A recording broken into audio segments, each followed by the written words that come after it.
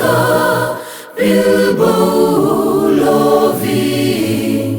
itan kong karmoy hon a in pe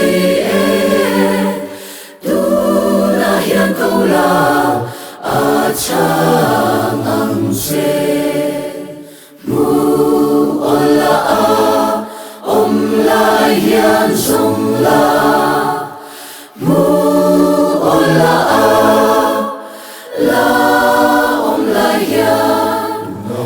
a nay la hian lal pa ko la itan kong harmoy hon a in pe itan kong harmoy hon a in pe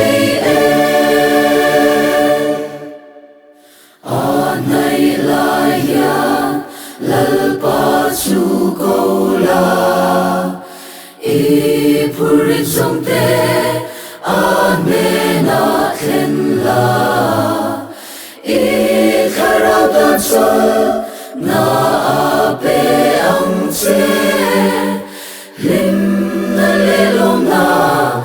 in i lo khata mu ola a om la hian song la mu ola a la om la hian a nay la hian lal pa ko la itan kong harmoy hon a in pe itan kong harmoy hon a in pe man mo lovin lal pa chu mak la amana shwayang che izin kong a kong bombo tele ling sing po ni se a shway se lang che top na khleng in mu ola a om la hian song la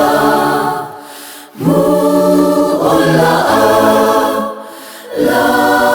om la hian a nay la hian lal pa ko la itan kong harmoy hon a in pe itan kong harmoy hon a in